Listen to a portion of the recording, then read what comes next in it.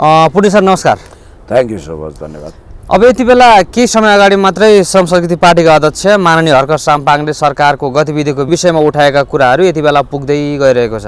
अलिकति दूरदर्शी भिजनरी हो कि हर्क साम्पाङ जस्तो पनि देखिन थालेको छ, किनभने यही अब निवर्तमान सरकारमा रहेका व्यक्तिहरू जो पक्राउ पर्नु भएको छ प्रक्रिया पुर्याएर छानबिन गरेर प्रक्रियागत रूपमा चाहिँ उहाँहरूलाई पक्रिनुहोस्, जसले गर्दाखेरि न्याय पाउने एउटा आधार होला, दोषी भए कारबाही भोग्नुपर्ने एउटा विषय होला। किन हतार गर्दै हुनुहुन्छ? प्रतिशोधको भावनाबाट नजाउँ न भन्दै हुनुहुन्थ्यो। ठ्याक्कै भन्ने बित्तिकै अब भोलि 26 गते केपी शर्मा ओली र लेखक छुट्ने कुराहरू लगभग हो कि भन्ने जस्तो भइसकेको छ। र एकजना व्यवसायी शङ्कर अग्रवाल त छुट्टिनै सक्नुभयो। यो उपचार गराएर छोड्ने काम नगर्नुहोस् है, अलिकति दिमाग लगाएर काम गर्नुहोस् भन्दै थिए सरकारलाई हर्क साम्पाङले, तर त्यस्तै हुन पुग्यो होइन ठ्याक्कै। अब यो सरकार बनेदेखि बालन शाहजी प्रधानमन्त्री भएदेखि, सुदन गुरुङ गृहमन्त्री भएदेखि सरकारले गरेका हडबडै कामहरूको नतिजा गडबडै देखिया छ। हडबडमा गडबड भइरहेछ। नेपालीमा एउटा उखान छ कि तातै खाउँ जल्दै मरौँ।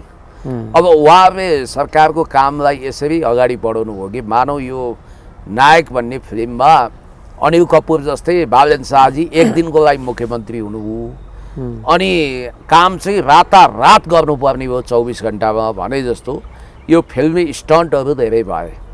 जस्तो गृहमन्त्रीको काम हुन्छ, असाइनमेन्ट हुन्छ, गम्भीरता हुन्छ, प्रहरी स्वयं लज्जित भइरहेको अवस्था छ। प्रहरी हवलदारले वा इन्सपेक्टरले गर्ने काम गृहमन्त्रीले गर्न लागिसकेपछि त्यसको नतिजा जे आउनु थियो त्यही आयो। तपाईँलाई म भन्छु, उहाँहरूको हातमा त 5 वर्ष होला, अब बिचमा गडबड भएन। नेपालमा यसै पनि 5 वर्षको लागि भनेर म्यान्डेट लिएको, चाहे 2/3 होस् चाहे बहुमतको सरकार होस्, ढुक्कै शरण गरेको अवस्था इतिहासमा 7 सालदेखि अहिलेसम्म छैन। स्थिरवृद्धिको सरकार छैन। अब यहाँनिर उहाँहरूले तैपनि 5 वर्ष म्यान्डेट भनेर सरकारमा सत्तारोहण गर्नु हो, झन्डै 2/3 उहाँहरूको हातमा छ। डराउनै पर्दैन। कानुन अपर्याप्त भयो भने कानुन संशोधन गर्ने पोजिसनमा उहाँहरू हुनुहुन्छ। नियम संशोधन गर्न सक्नुहुन्छ, संविधान संशोधन गर्न सक्नुहुन्छ, धेरै चिज गर्न सक्ने पोजिसनमा भएको सरकारले किन यति हतार आजै भोलि तातै खाउँ जल्दै मरौँ भनेर हिँडिरहनु भएको छ? सरकारी कामको रफ्तार हेर्दा यस्तो लाग्छ कि सरकारको सरकारी कच्चा गाडी जसको क्लच, एक्सिलेटर, ब्रेक ठिक ठाउँमा छैन। अब कानुनको कच्चा बाटोमा 120 किलोमिटरको गतिमा सरकारी गाडी दौडिएको छ। यसले के देखाउँछ भने जुनसुकै ठाउँमा गएर एक्सिडेन्ट हुनसक्छ। तपाईँले भने जस्तो केपी शर्मा ओलीज्यू र रमेश लेखकज्यू कहीँ भाग्नु भएको थिएन। अनि यो जेएनजी आयोग को बारेमा यसै पनि यसको निष्पक्षताबारे प्रश्न उठिरहेको थियो, संवैधानिक निष्पक्षताको विषयमा। गौरीबहादुर कार्कीज्यूले 24 गतेको विषयमा पुरा आँखा चिम्लिएर अलिअलि सङ्केत गरेर पुरै 23 गतेको घटनामा केन्द्रित गरेर यस्तो लाग्छ कि प्रि अकुपाइड माइन्ड, पूर्व निर्धारित मान्यताअनुसार केपी शर्मा, रमेश लेखक लगायत केही व्यक्तिलाई गिरफ्तार गर्ने, आइजी चन्द्रकुबेर खापुङ, केपी शर्मा ओलीज्यू, रमेश लेखकलाई गिरफ्तार गर्ने बाहेक यसको कुनै विशिष्ट सोच पनि छैन। यो प्रतिवेदन भनेको एउटा चोर निबन्ध जस्तो छ भने 24 गतेको बारेमा जहाँ सिंहदरबार जलेको छ, संसद भवन जलेको छ, त्यसै कारणले गर्दाखेरि निष्पक्ष नभएको कारणले गर्दाखेरि त पक्षपाती भएको कारणले गर्दाखेरि त्यति बेला सेनाको ब्यारेकमा बस्नुपर्ने भन्ने जस्तो कुराहरू आइरहेछ होइन? आइरहेछ त। सेना त ब्यारेकमै इज्जतदार हुन्छ, ब्यारेकमै उसलाई शोभा दिन्छ। राम्रो कुरा त्यो हो नि त। सेना ब्यारेक बाहिर निस्किनु पर्ने असामान्य सङ्कटकाल त अहिले छैन कि त यसलाई सैनिक सरकार होइन। मैले भन्नु खोजेको चाहिँ जो कार्की हुनुहुन्छ नि, छानबिन आयोगको उहाँलाई पनि त्यहाँ राख्नुपर्ने अवस्था किन आयो? निष्पक्ष भएको भए त्यस्तो नहुनु पर्ने। मिडियाबाजी त्यस्तो पनि भयो, उहाँ इन्सेक्युर भएर सेनाको ब्यारेकमै बस्ने अवस्था आयो भनेर। त मेरो मूल प्रसङ्गको विषय भने तपाईँकैसँग जोडिएको छ। केपी शर्मा ओलीज्यू र रमेश लेखकमाथि उहाँहरूले रिटर्न आदेश दिएको प्रमाणित छैन। त्यो कहीँ छैन। मौखिक आदेश गोली ठोक्न दिएको पनि होइन। अब भारतको मिडियालाई विश्वास गर्ने हो भने त खानजी लगायतका मिडियाकर्मीहरूले यहाँ कसरी सेटिङ भयो, त्यहाँ प्रहरीले गोली नहानेको हुनसक्छ। अनेक निवर्तमान सरकारको अलिकति थप छ। निवर्तमान सरकार विरुद्ध चाहिँ सिचुएसनले उनीहरू गलत देखिए, तर इन्टेन्सन चाहिँ त्यस्तो नहुन सक्छ। नैतिक रूपमा जिम्मेवार, नैतिक रूपमा पश्चाताप गर्नुपर्ने अथवा त्यतिखेरको अवस्थामा भिड नियन्त्रण गर्दाखेरि संयमता अपनाउनु पर्ने आफ्नो ठाउँमा छ। तर जिल्ला सुरक्षा समितिको अध्यक्ष सिडिओलाई फेरि तत्काल त्यही दिन बोलाएर हाजिरी जमानीमा छोडियो। हेर्नुहोस् है, अब उनले आफै भनिरहेछन् घुँडामुनि रबरको गोली हान्ने आदेश दिएको, टाउकोमा फलामको गोली लोहाको गोली हान्ने आदेश छैन भनेर भनिसकेपछि मेटल धातुको कुनै गोली प्रयोग गर्ने आदेशै छैन भनेर उनीले भनिरहेछन्। तर वास्तवमा अझ जिम्मेवारी बोध गर्नुपर्ने र थुन्नै पर्ने, यदि थुन्नु पर्थ्यो भने थुन्नुपर्ने पात्र चाहिँ सिडिओ हो, तर उहाँलाई छोडिएको छ। मात्र राजनीतिक प्रतिशोध जस्तो देखिया छ। खैर, यो विषयमा तपाईँलाई यस्तो लाग्छ कि उहाँहरू दोषी हुनुहुन्छ, निर्दोष हुनुहुन्छ, के हुनुहुन्छ? यो त मिडिया ट्रायल गर्ने होइन, कोर्टमा ट्रायल हुन्छ। र यही कारणले न्यायिक राज्य प्रणालीमा अदालतले उहाँहरूको बन्दी प्रत्यक्षीकरणको रेटमा सुनवाई गर्नु नपर्ने र थप म्याद थपिरहनु नपर्ने भन्नाले तपाईँले भने जस्तो भोलि उहाँहरू छुट्दै हुनुहुन्छ। अब यो बिचमा अर्को एउटा प्रपञ्च हुने खतरा चाहिँ, खतराको बादल अझै हट्या छैन। कता कता घाइरो गएर के सुनिन्छ भने भोलि नै जिल्ला अदालतमा मुद्दा दायर गरेर, आज वा भोलि दायर गरेर थुन्चेकको आदेश, थुन्चेकको बहस गराएर त्यही दिन उहाँहरूलाई पूर्वपक्षको लागि जेल लगेर 2-4 वर्ष लड्काइदिने पूर्वपक्षमा भन्ने प्रपञ्च छ भन्ने सुनिन्छ। तर आई डोन्ट थिङ्क सो, त्यस्तो होइन। व्यवसायी शङ्कर अग्रवाल त छुटे नि सर। अब शङ्कर त्यो के कारणले छुटे? यदि सरकारले जुन प्रकारले अगाडि बढिरहेको थियो नि, स्टन्ट यदि गरेको होइन भने त कारबाहीको दायरामा त उहाँ पर्नु छोड्यो किन? सुन्नु, जगदम्बा स्टिलको मालिक अनि शङ्कर ग्रुपको हेड मुखिया शङ्कर अग्रवाललाई करापजाप बनाइयो। उनी दुधले धोएका सज्जन इमान्दार माडवारी होइनन्, उनले गडबडी गरेका छन्। उनी एकदम धन्दा सेठै हुन्। अब दीपक भट्ट भन्ने एकजना खास गरी चाइनिज हाइड्रो पावरसँग बढी सम्बन्ध भएका चाइनिज लगानीकर्तालाई नेपालमा ल्याउन भूमिका खेल्ने गेजुवा कम्पनीलाई बुढी गण्डकी प्रोजेक्टमा घुसाउने र हतियार कन्साइनमेन्टमा डिल गर्ने, कमिसनको डिल गर्ने र अहिले पछिल्लो समय हिमालयन रिइन्स्योरेन्स मार्फत विवादमा आएको र सेयर मार्केटको बादशाह बन्न नेपालको हर्षद मेहता बन्न खोजेका भनिएका दीपक प्रकाश भट्ट भन्ने बिचौलिया समाउँदाखेरि शङ्कर ग्रुपको खाताबाट दीपक भट्टको खातामा 45 करोड रुपियाँ ट्रान्सफर भएको भन्ने हिसाब देखायो। त्यो आधारमा उनलाई पक्राउ गरियो भनियो। उनलाई तत्काल छोड्ने आदेश दियो सम्पत्ति शुद्धिकरणले। भन्नाले अब उनको छोरो सुलभ अग्रवाललाई समाज छ, भोलि साहिलको पालो आउला के होला भनेको मतलब समाउने छोड्ने, अनि बिचमा केही पनि काम छैन। पेन्डुलम अनुसन्धान गम्भीर ढङ्गले गर्नु पर्दैन। शङ्कर अग्रवालसँग अभियोजन गर्दाखेरि तपाईँले परिपक्व ढङ्गले काम गर्नुपर्छ। अर्को विरोधाभास के छ? सरकार चाहिँ कालो बजारी, ट्याक्स छल्ने, भ्याट बिल नक्कली बनाउने, राजस्व माराहरूमाथि एक्सनमा उत्रिन्छ भनिन्छ। तर त्यही राजस्व अनुसन्धान विभाग खारेज गरेको छ। यसको मतलब के हो? राजस्व अनुसन्धान विभागलाई त्यसको अर्थ के हो सर? त्यसको अर्थ के हो भने राजस्व माराहरूलाई अनुसन्धान गर्ने कुरा अहिले हटाइदियो, नगरौँ भन्न खोज्यो, अनुसन्धान गर्नबाट रोक्यो। किनभने राजस्व अनुसन्धानको काम त्यही थियो। हो, म मान्छु राजस्व, त्यहाँबाट घोटाला हुने सम्भावना कतिको छ? राजस्व अनुसन्धान विभागले सेटिङ गर्यो होला, ठुला धन्दा सेटहरूसँग सेटिङ गरेर त्यहाँका हाकिमहरूले ठुलै नजराना कोसेली बुझेर केही नेताहरूको टेबलमा पुर्यायो होलान्, प्रशासकको टेबलमा पुर्यायो होलान्, प्रसादी बाँडचुँड खायो होलान्। त्यसलाई नियमन गर्न सकिन्थ्यो नि त। त्यसलाई सभ्य एकदमै राम्रो कर्मचारी पठाएर, नन करप्टेड राजस्व समूहको कर्मचारी पठाएर त्यसलाई ह्यान्डल गर्नुपर्ने होइन। अनि अर्को कुरो म तपाईँलाई भन्दैछु, सरकारले गरेका एकपछि अर्को निर्णयहरू कच्चा छन्। खास गरी वैदेशिक ऋण लिने मामिलामा यिनीहरूले अहिले भनिरहेछन् 635 करोडसम्मको हामी लोन लिन सक्छौँ। तत्काल सरकारले अहिले 28 अर्ब बराबरको रकम लोन लिने कुरा गरेर यिनीहरूले चाहिँ 28 अर्बको लोन एडिबी, विश्व ब्याङ्क र आइएमएफबाट लिने कुरा स्वीकृत गरेका छन्। त्यो पनि सदनबाट पास गर्यो त्यो पनि फेरि सदनबाट पास नगरिकन, छलफल नगरिकन क्याबिनेटबाट सिधै तपाईँको चोर ढोकाबाट लगिएको छ, जसकेलाबाट छिराइएको छ। मूल ढोकाबाट प्रस्ताव आउनु पर्थ्यो सदनमा। अहिले नेपाललाई वर्ल्ड ब्याङ्क, एडिबी अर्थात् विश्व ब्याङ्क, एसियन डेभलपमेन्ट ब्याङ्क, एसियाली विकास ब्याङ्क, आइएमएफबाट ऋण जरुरी छ कि छैन, इन्टरनेसनल मोनिटरी फन्डबाट, यो छलफल गरिनु पर्थ्यो। र संसदमा कन्सेन्सस लिएर सांसदहरूले, विज्ञहरूले यो आवश्यक छैन, अहिले आन्तरिक स्रोत परिचालन गरौँ। हर्क सम्पाङले त पिपिपी मोडलबाट जाउँ भन्दै हुनुहुन्छ, पब्लिक प्राइभेट पार्टनरसिपबाट जाउँ, हाम्रा विकास परियोजना अगाडि बढौँ। हामीले पञ्चवर्षीय योजना भनेका छौँ, बहुवर्षीय योजना भनेका छौँ, त्यसलाई लागू गरौँ। समाजवादी मोडलको अर्थतन्त्र बनाउँ। विदेशी ऋण ल्याएर खानु हुँदैन, हामी टाट पल्टिन्छौँ, हाम्रो शिरमाथि यसै पनि खरबौँ रुपियाँको लोन छ भनेर हामीले गम्भीरतापूर्वक कुरा उठाएका छौँ र सदनमा पनि त्यस ढङ्गको कन्सन्सस बोकेका रामबहादुर थापा बादल नेकपा एमालेका सांसददेखि हर्क साम्पाङज्यू हुनुहुन्छ, इभन काङ्ग्रेस पनि पछिल्लो समय चेतेको छ।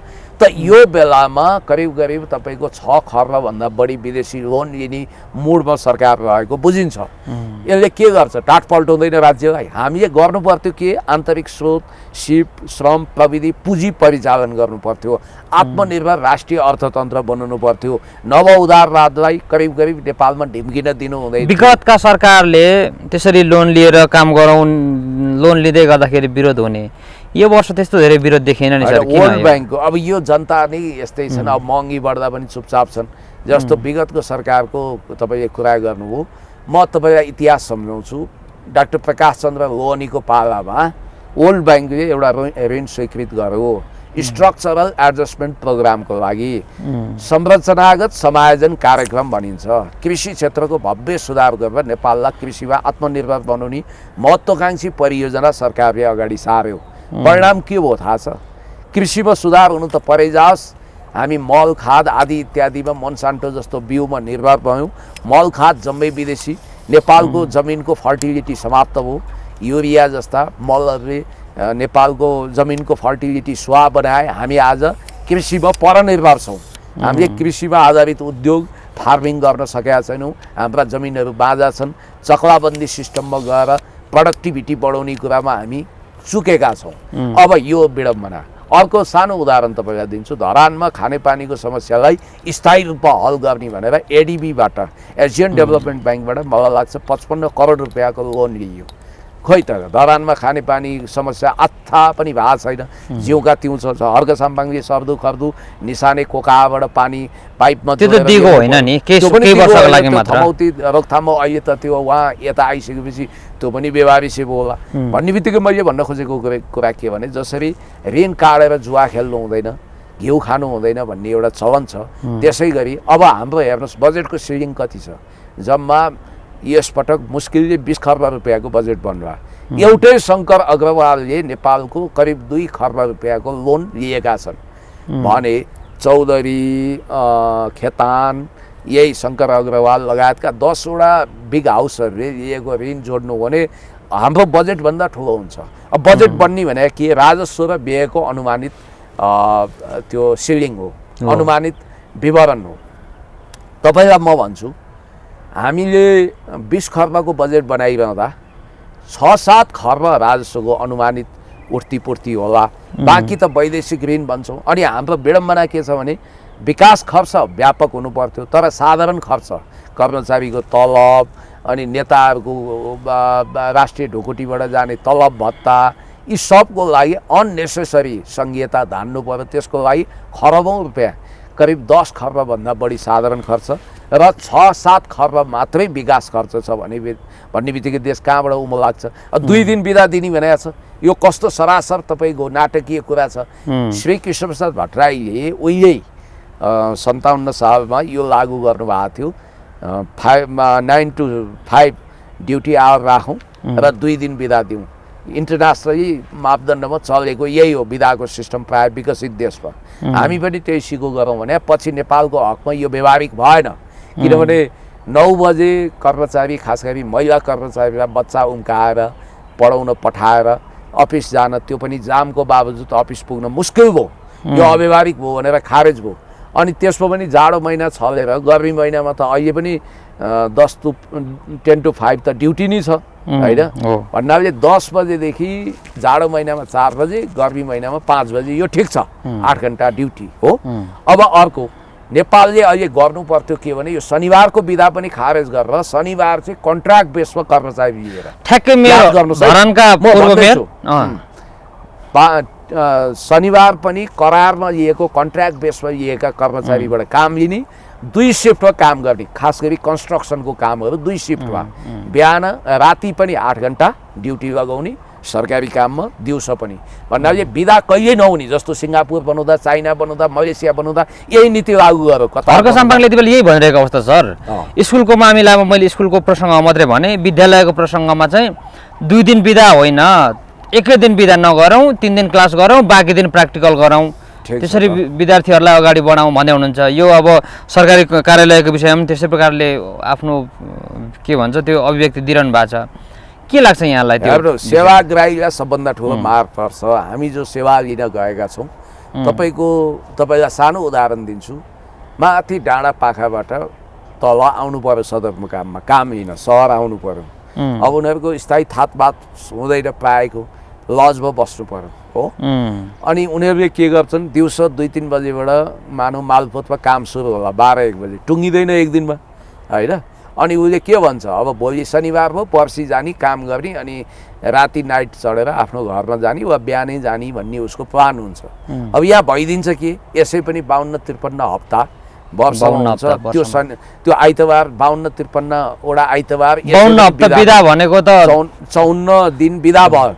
सुन्नुहोस् है, 52 दिन यसै गर, अनि प्लस फेरि अर्को 52 दिन थपियो हैन, अर्को 52 दिन। अनि नेपालमा सरकारी बिदा यति धेरै छ अननेसेसरी, बिदा कटाउनु पर्ने बेलामा बिदा थपिया छ, नम्बर 1। नम्बर 2, अनि त्यहाँ तपाईँलाई मैले भन्दैछु, कहिलेकाहीँ त के परिदिन्छ भने शुक्रबार काम थालेको हुन्छ, शनिबार बिदा, आइतबार बिदा, सोमबार पनि अर्को कुनै संविधान दिवस के परिदिन सक्छ भन्नाले सेवाग्राहीको ढाड सेकिएन। यहाँ हुनु के पर्थ्यो भने शनिबार पनि काम रोकिनु हुँदैन थियो, कन्ट्र्याक्ट बेसमा कर्मचारी लिएर देश विकसित गर्न काम गर्नु पर्थ्यो। अर्को सरकारले सोचिरहेको गर्न खोजेको हुन त हर्क साम्पाङज्यू, रामबहादुर थापा बादल हामीले आवाज उठाएपछि, एमाले श्रम संस्कृतिले उठाएपछि त्यसबाट ब्याक हटे जस्तो छ। 75 वर्षमा वृद्ध भत्ता दिने भनेर सामाजिक सुरक्षा जनदबाब आएछ, त्यसमा कटौती गर्ने कुरा थियो, त्यसमा व्यापक जनदबाब आएपछि सरकार पछाडि हटेको भन्ने आयो। 100 दिनको कार्ययोजना पछाडि गएर त उहाँले होइन भनिदिनु भयो फेरि। होइन, त्यो त 100 दिनको कार्ययोजनामा थियो नि, त्यो प्रशासनिक सुधार पछि उहाँहरूले सुधार्नु भयो जस्तो छ। गर्नै नहुने काम के गर्दै हुनुहुन्छ भने हामीले ट्याक्स तिरेको पैसालाई राज्य कोषबाट उहाँहरूले त्यो करको पैसा जो विकासमा लगाउनुपर्छ, त्यो मध्ये 1,35 अर्ब चाहिँ सहकारी पीडितलाई क्षतिपूर्ति दिने निस्किएर रहेको खाताबाट जति थियो छ नि सर। अनि अर्को अझ फाइनेन्सियल क्राइम भन्छु म त्यसलाई, त्यो एक्सटोर्सन हो। तपाईँको खाता तपाईँको अधिकार, तपाईँले तपाईँको जिजुबाजेले खोलेको खाता पनि तपाईँको नाममा आउनुपर्छ, त्यो निर्वाध चल्नुपर्छ। तपाईँले नाता प्रमाणित गरेपछि तपाईँको अधिकार रहन्छ। त्यो 100-200 यहाँ त बैंक तथा वित्तीय संस्था नियमन सम्बन्धी कानुन बनेको छ, बाफिया ऐन भन्छ। त्यो बाफिया नै अन्यायपूर्ण छ। त्यसले के भन्छ भने 20 वर्षपछि फ्रिज भएको खाताबाट व्यक्तिको नाउँमा रहेको पैसालाई राष्ट्र बैङ्कले 35 दिने नोटिस दिएर दाबी गर्न नआएमा स्वतः सरकारी खातामा तान्न सक्छ भने त्यो विश्वको अरू देशहरूमा पनि रहेछ क्या अरे सर? त्यो अरू देशको सिको गर्ने होइन नि, हाम्रो विशिष्टता हेर्नु पऱ्यो भने पब्लिकको सम्पत्ति होइन। ठिकै छ, त्यो निस्किएर रहेको खाताबाट अलिकति भएको 220, 10, 5, 10 रुपियाँ खाता राज्यको कोषमा जाला, ठिकै छ, त्यसलाई विकासे बजेटको रूपमा बनाउँदा पनि ठिकै छ। तर सहकारीको रकम त्यहाँबाट सहकारी पीडितलाई दिनु भन्ने कुरा चाहिँ गलत हो। अहिले पनि गइरहेछ त, त्यो गएको कुरामा हामीले बर्सेट भनेका छैनौँ। तर तपाईँको मानव 10 वर्षसम्म, तपाईँ 12 वर्ष भएछ अरे तपाईँले ब्याङ्क खाता खोलेको, मलाई जापानबाट फोन गर्नुभयो, 14 वर्ष भयो सर, 20 लाख रुपियाँ जति राखेको, बेकार यो राष्ट्रपालाई भोट दिइएछ। अब त्यो त हामीले भोलि परिवारको लागि राखेको, झन् मान्छेको धारणा के हुन्छ भने चेक काटिरहँदा पैसा घट्छ, बरु ढुक्कै छ कारोबार नगर्ने, ब्याङ्कमा सुरक्षित छ, डिपोजिट छ भनेर बस्छन् नि। तर नेपालको ब्याङ्क टाट पल्टिँदैछ भन्ने पनि उहाँहरूलाई थाहा छैन, धेरै सङ्कटग्रस्त भइसक्यो। फेरि नेपालमा त सर फेरि यहाँ ब्याङ्कमा लगानी गर्ने मान्छेहरू कता लगानी गर्ने भनेर पैसा बढी भयो पनि भनिरहेछन्। फेरि बढी छ। फेरि विडम्बना के छ भने सरकारसँग सरकारको आफ्नो चालु खातामा 8 महिनाको आयात धान्ने विदेशी मुद्राको सञ्चिति छैन। गजबको कुरो। शोधनान्तर व्यापार घाटा दिन दुगुना रात चौगुनाको दरले बढेको छ। सेयर मार्केट जसलाई क्यापिटल मार्केट भन्छ, नेप्सेमा पुरै रातो बत्ती बलेर अहिले क्रास हुने अवस्था छ। खरबौँ रुपियाँको न फरेन डाइरेक्ट इन्भेस्टमेन्ट नेपालमा भित्रिन्छ, न तपाईँको लगानी इन्भेस्टमेन्ट समिटमा कमिटमेन्ट गरे अनुसार एनआरएनहरूले नेपालमा लगानी गरेका छन्, विदेशी दात्री निकाय दाता संस्थाहरूले लगानी गरेका छन्। सबभन्दा ठुलो लगानीकर्ता भनेको चाइना, उसले BRI अन्तर्गत बेल्ट एन्ड रोड इनिसिएटिभ अन्तर्गत खरबौँ रुपियाँ त्यो पनि इन्फ्रास्ट्रक्चरमा लगानी गर्न चाहन्छ। सरकार चाहिँ डिजिटल ट्रान्सफर्मेसन नामक अपूर्ण र त्यो अमूर्त कुरामा वर्ल्ड ब्याङ्कको ऋण लिने कुरा सोध्छ। यसै पनि लाखौँ लाख ऋण प्रति व्यक्ति टाउकोमा थोपरिएको छ, विदेशी ऋण। अब यहाँनिर अघि हामीले कुरा गर्दै थियौँ, बैंकमा तरलता यति थुप्रिएको छ, के कारणले हो? सरकारसँग फेरि पैसा छैन, सरकार टाटपल्टिएको छ, सरकारसँग सब्सिडी दिनको लागि खरबौँको कोष हुनुपर्थ्यो, त्यो छैन भनिन्छ। अनि त्यसपछि अहिले तपाईँलाई म भनिदिन्छु, यो बिचमा केपी शर्मा ओलीज्यूले सरकार छाडिकन बालेन्द्र शाहजीको सरकार बन्ने बेलासम्म तपाईँको बेरोजगारी 11% बढ्यो। त्यो कारण के भने लाखौँ लाखले आफ्नो रोजगारी गुमाएका छन् प्राइभेट सेक्टरमा। अब फेरि भाटपट्टिनी लगायतका औद्योगिक प्रतिष्ठानमा ढाड सेक्ने गरी नयाँ नियम ल्याउँदैछ, जसको 18वटा मध्ये 14वटा भाटपट्टिनी जलेर थलिएका छन्। उनलाई सब्सिडी दिनुपर्छ। भाटपट्टिनी विरुद्ध यो सरकार किन यति धेरै रुष्ट देखियो? त्यस्तो के गलत गरे मिन गुरुङ? औद्योगिक मैत्री वातावरणै छैन। यो के गर्न खोजिएको? अफगानिस्तानमा जस्तै नेपालको उद्योग व्यवसाय भएका कल कारखाना धन्दा जम्मै बन्द गरेर अनि नेपाललाई आर्थिक रूपमा परनिर्भर बनाएर विदेशी प्याकिङका खाना खाने एउटा बोसो बढाउने त्यो खालको परनिर्भरतामा थोपर नेपाललाई युद्धग्रस्त बनाउन खोजेको। यसै पनि एक चाइना नीति विरुद्ध, एक चीन नीति विरुद्ध तिब्बती सरकारको शुभकामना ग्रहण गरेको। सिङ्गापुरको प्रधानमन्त्रीले जस्तै, ली कुआन यूको प्रतिनिधिले जस्तै नो थ्याङ्क्स भन्नु पर्थ्यो, त्यो भनेन। भन्नाले खरबौँ लगानी, त्यो पनि इन्फ्रास्ट्रक्चर जस्तो तपाईँको हाइड्रोमा भयो, विकास परियोजना भयो, एजुकेसनमा भयो, हेल्थमा भयो, लगानी गर्न चाइनिजहरू BRI अन्तर्गत झापाको कमल गाउँपालिकामा साङ्घाई कोअपरेसन अर्गनाइजेसनको ग्लोबल समिटमा जाँदाखेरि केपी शर्मा ओलीज्यूले 2200 बिघा जमिनमा 100 करोड उद्योग स्थापना गर्ने गरी MOU सिग्नेचर गर्नुभएको छ। तर त्यसलाई चिल्ड्रेन पार्क बनाउने रे, लभ पार्क बनाउने रे, सरकार कहाँ जान्छ? तर सरकारले त्यति बेला राम्रो काम गरिरहेको पनि छ भन्छ नै सर। किनभने 46 साल त्योभन्दा अगाडिका पनि बन्द भएका कल कारखानाहरू, 7-8वटा कल कारखानाहरू फेरि सञ्चालनमा ल्याउने भन्ने कुराहरू गरिरहेछन्। त्यो सिद्धान्तको तहमा छ। हो, रुग्ण उद्योगलाई पुनः सञ्चालन गर्नको लागि सरकारले सब्सिडी दिने भनेको छ। त्यसको ठोसमा दिगो नीति ल्याउनु पर्यो नि। ट्रली बस पुनः सञ्चालन गर्न सक्छ, त्यो त छरितो छिटो चाइनाले बनाइदिएको थियो, कोदारी राजमार्ग उसले बनाइदियो। डिप स्टेटको प्रभावमा परेको यो सत्तावालाहरूले जनताको आँखामा छारो हाल्न केही काम त गर्लान्, तर दिगो विकासको क्षेत्रमा, सस्टेनेबल डेभलपमेन्टको सेक्टरमा ठुलो लगानी गर्छन् जस्तो मलाई लाग्दैन। मैले तपाईँलाई भनिहालेँ, ट्रेड लस्ट खरबौँ डलरमा छ, खरबौँ रुपियाँमा छ। अनि त्यसपछि तपाईँको हामी ट्रेड ब्यालेन्समा जाने वा ट्रेड तपाईँको सरप्लस अर्थात् व्यापार नाफा, व्यापार सन्तुलन होइन कि ट्रेड डिफिसिट, यानि कि ट्रेड लस्टमा छौँ, व्यापार घाटामा छौँ।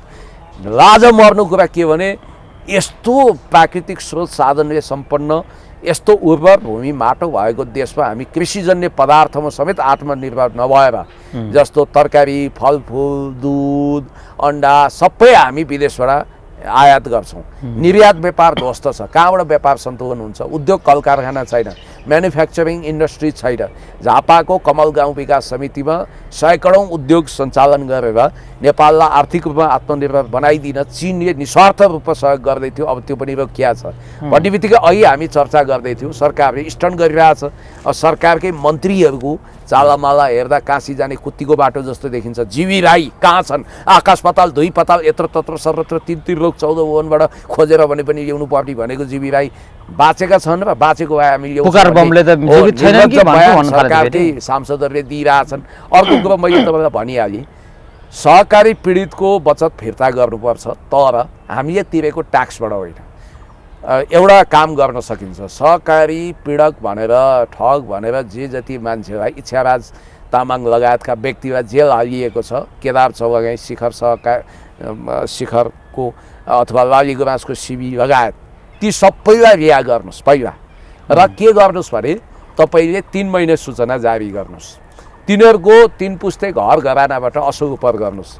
अहिले प्रारम्भिक अनुसन्धान अनुसार सहकारी पीडितलाई फिर्ता गर्नुपर्ने 1,35 अर्ब छ।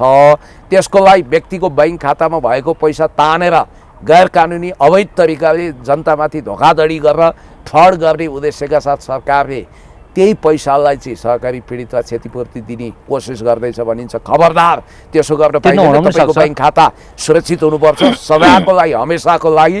20 वर्ष, 50 वर्ष, 100 वर्षपछि पनि त्यो सुरक्षित भइरहनुपर्छ।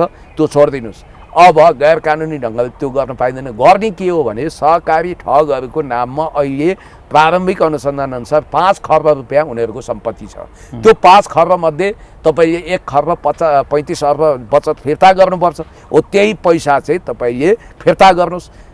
यसलाई एउटा सन्तुलित नीति बनाएर 3 महिनाभित्र तिनीहरूको जति पनि चल सम्पत्ति छ त्यसलाई रोक्का गर्नु लिलाम बिक्री गरेर रोक्का गरेर यो काम गर्न सकिन्छ। अब गृहमन्त्री सुदन गुरुङ विरुद्ध पनि आवाज उठिरहेछ, जस्तो पोखराको फेवातालमा चाहिँ 20 रोपनी जग्गा उहाँको भन्ने कुरा आयो, पछाडि चाहिँ फेरि होइन मैले भाडामा लिएको भन्ने कुरा आयो, फेरि घरबेटीले भाडा तिरेको छैन, जति बेलादेखि भाडामा रेन्ट के भन्छ लिजमा लिए अहिलेसम्म मलाई भाडा दिएको छैन भन्ने कुरा पनि आइरहेछ। यो के भइरहेछ सर, यो के हो सत्य खास, के प्रयोजनको लागि लिएका रहेछ? यसमा के छ भने पहिलो कुरो त हामी नेपाल भन्ने एनजिओ चलाउने बारबारा फाउन्डेसनबाट सरकारले त बारबारामाथि अनुसन्धान गर्नु पर्थ्यो, त्यो गर्दैन।